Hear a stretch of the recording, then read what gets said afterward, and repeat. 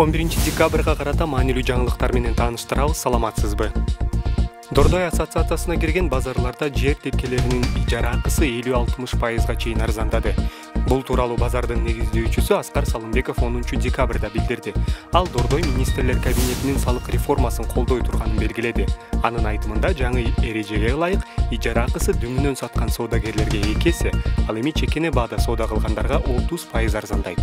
Ошондой эле базарды реконструкциялоо иши башталып, кошумча тамактануучу жайлар, дааратканалар курулуп, автобустардын жаңы каттамы уюштурулары белгиленди. Ал арада өлкөдөгү бир катар базарларда ижара акысы төмөндөгөнү айтылды.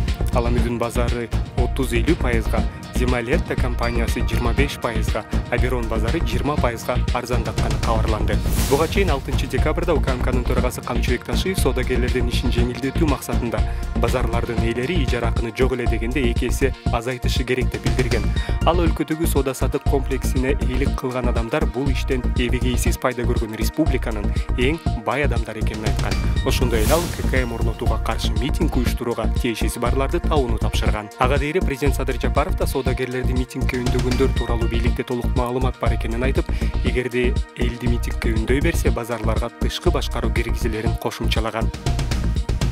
3 адамдын өлүмүнө шектелген УКМКнын мурдагы кызматкери Бишкек шаардык сотуна даттанды. Соттук отурум 20-декабрь саат 9:30-га белгиленди. Айыпталуучуну өмүр бою эркинен ажыратуу боюнча райондук соттун чечимине нааразычылык билдирип, анын жактоочусу кайрылды. Бишкектин Октябрь райондук соту 3-ноябрда Алтынай Канзаманованы жана анын 2 баласын өлтүрүүгө айыпталган мурдагы күч кызматкери Чынтемир Ашыралиевди күнөөлүү деп таап, мүлкүн конфискациялоо менен өзгөчө тартиптеги абакка өмүр бою эркинен ажыраткан. 3 адам өлтүрүлгөн кылмыш 17 февралга караган түнү Бишкектин 5-кичи районунда болгон.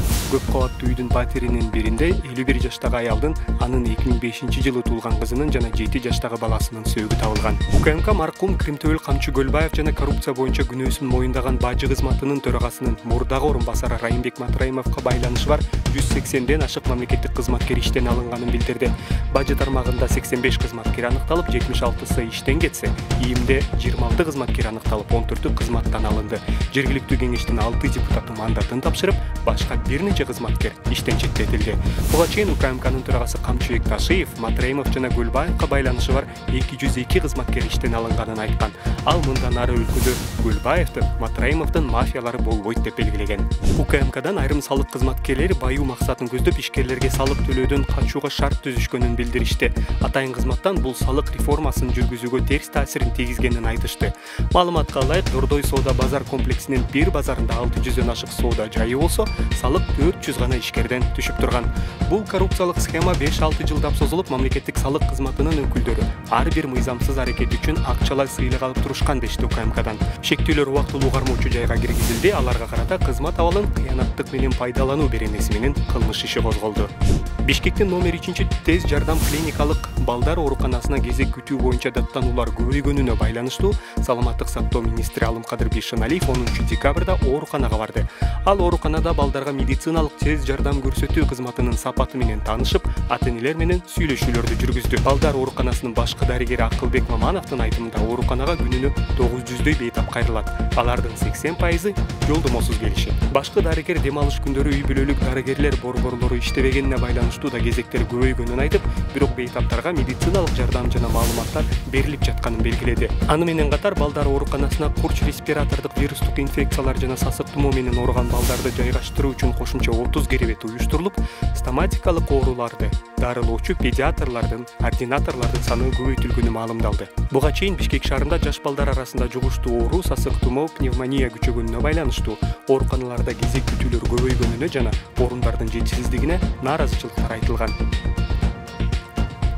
Бишкекте курулуш материалдарын саткан Баткен Комфорт базарында ижара акысын негизсиз жогорулатуу, сатуучулардан мыйзамсыз акча чогултуу жана өзгөчө ири өлчөмдө салык төлөөдөн качуу фактылары аныкталды. Буга байланыштуу Улуттук коопсуздук мамлекеттик комитети базарга ээлик кылган Беконс жоопкерчилиги чектелген коомунун башкы директорун, анын орун басарын жана кассир бухгалтерин кармады. Атайын кызматтан шектүүлөр күзөт кызматына беребиз деп ижарачыларды алдап, айына 500дөн 2000 сомго чейин акча чогултуп келгенин айтышты. Аталган каражат жылына 3 миллиондон ашык сомду түзүп турган. Ижара келишимине ылайык коопсуздук кызматтары ижара төлөөнүн наркына киргизилген. Мындай кылмыштуу аракеттер менен базар жетекчилиги салык төлөөдөн качып, ижарачылардан өндүрүлгөн каражатты импульстарды мыйзамсыз пайдаланып, соодагерлер менен базардагы кызматкерлерге ыңгайлуу шарт түзүп берген эмес дешти УКМКдан. Андан тышкары үстүбүздөгү жылдын августунда базар жетекчилиги ижара акысын 33%га көтөргөнү белгилүү болду. Ошондой эле курулуш талаптарын бузуу, соода жайларын мыйзамсыз жайгаштыруу фактылары аныкталды. Чектөөлөр Бишкек шаардык милициясынын убактылуу кармоочу жайына киргизилип, тергөө иштери уланууда. УКМКдан Баткен комфорт базарына иш жүзүндө жогорку кеңештин 4-чү чакырылышынын депутаты, мурдагы 1-чи вице-премьер-министр Аскарбек Шадиев элик кылаарын кошумчалашты. Шадиев 2018 жылдан бери качып жүрөт, ал ошол жылдын апрелинде кылмыш иши козголгонуна 1 күн калганда Кыргызстандан АКШга чыгып кеткен.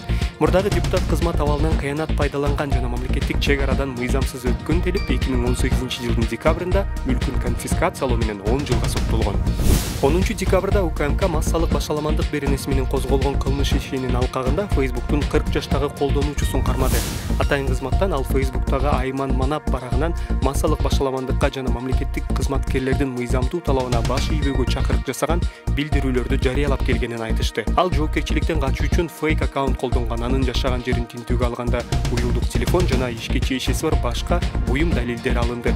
Учурда иликтөө иштери жүрүп жатат дешти УКМКдан. Атайын кызмат жарыялаган сүрөттөрдөн Айман Манап Facebook барагына эки дос кетсин, 19-уна митингге чыга бергиле, эч коркпогула деген билдирүүлөр жарыяланганын көрүүгө болот. Буга чейин УКМК сот үстүндөгү билдирүүсү үчүн Жалал Абад облусунун Ташкөмүр шаарынын 70 жаштагы тургуну Сайлия Таштанованы кармаган. Ага бийликти күч менен басып алууга ачык чакырыктар беренеси менен иш козголуп, кийин 50 000 сом айып салынган. Андан көп өтпөй Жалал Абад облусундагы Ала Бука районунун 37 жаштагы тургуну да массалык башаламандык уюштурууга чакырык жасаган делип Орусияда кармалган. УКМК тараткан видеодо ал буга чейин бийлик өкүлдөрүн сындаган видеолорду жарыялаган үчүн өкүнүп жатканын айткан.